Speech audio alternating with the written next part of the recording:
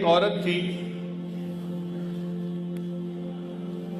جو حسن و جمال میں اپنی مثال آپ تھی، اور وہ بدکار تھی۔ گھر کا دروازہ کھلا رکھتی تھی اور بن سنور کر چارپائی کے اوپر بیٹھ جاتی، تو اس کے دروازے کے سامنے سے گزرنے والے نوجوان جب اس پر نظر پڑتی تو وہ بہک جاتے تھے۔ وہ ان سے کچھ رقم لیتی تھی اور ان کو گناہ کا موقع دے دیتی تھی۔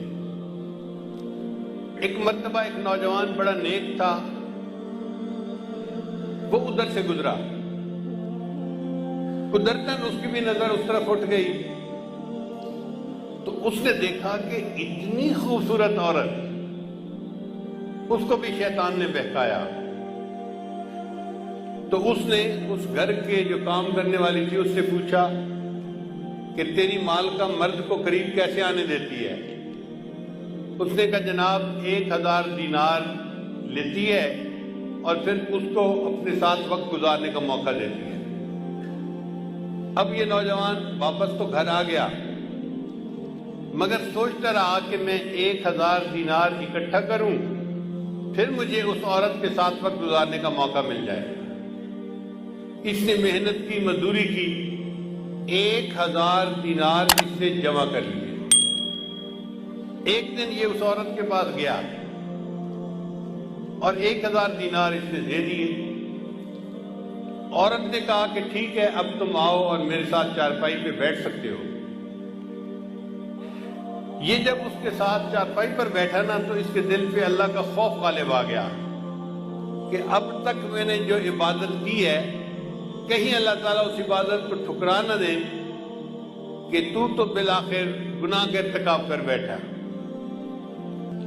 اب عورت انتظار میں تھی کہ میں نے جب اسے بلا لیا ہے تو یہ اب اپنی خواہش پوری کرے گا، مگر وہ بندہ تو بہت ہی خاموش چپ بت بن کے بیٹھا ہوا ہے۔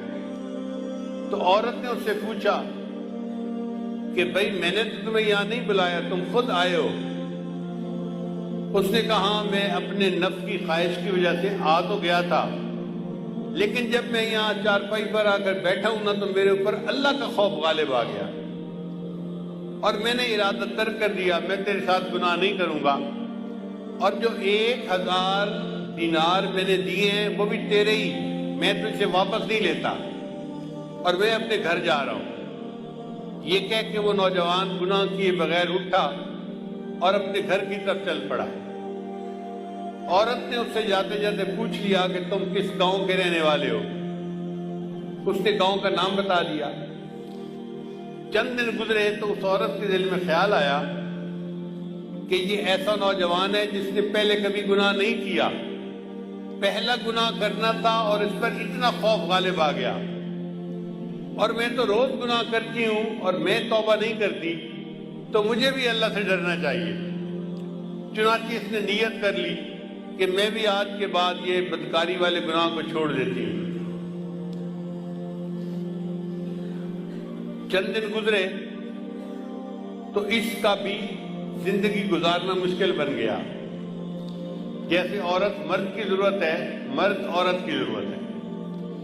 اس عورت نے سوچا کہ میں اسی نوجوان کا پتہ کرتی ہوں، اور اگر وہ ہے تو میں اس کے ساتھ نکاح کر کے نیکی کی زندگی گزارتی ہوں۔ چنانچہ یہ عورت اس کے گاؤں میں گئی اور اس بندے کا نام پوچھا۔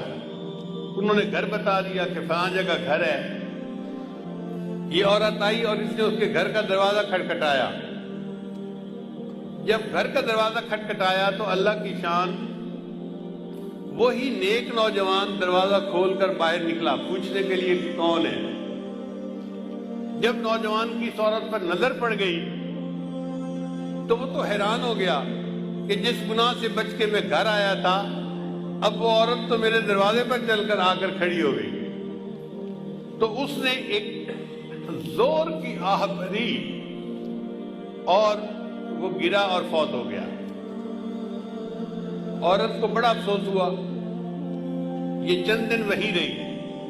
پھر اس نے لوگوں کو بتایا تھا کہ میں تو بھئی اس کے ساتھ نکاح کے ارادے سے آئی تھی، اور میں نیکی کی زندگی گزارنا چاہتی تھی۔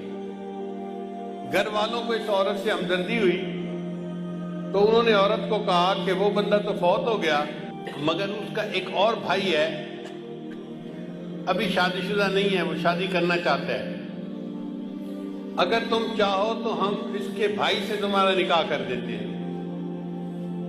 تو وہ عورت کہنے لگی بہت اچھا، چنانچہ اس عورت کا اس کے بھائی سے نکاح ہو گیا۔ کتابوں میں لکھا ہے اللہ نے اس عورت کی توبہ کو ایسے قبول کیا کہ اس کو اللہ نے 7 بیٹے دیے اور سب بیٹے اپنے اپنے وقت کے اولیاء بنے۔ بد کردار عورت تھی، سچی توبہ کر کے 7 اولیاء کی ماں بنی۔ قیامت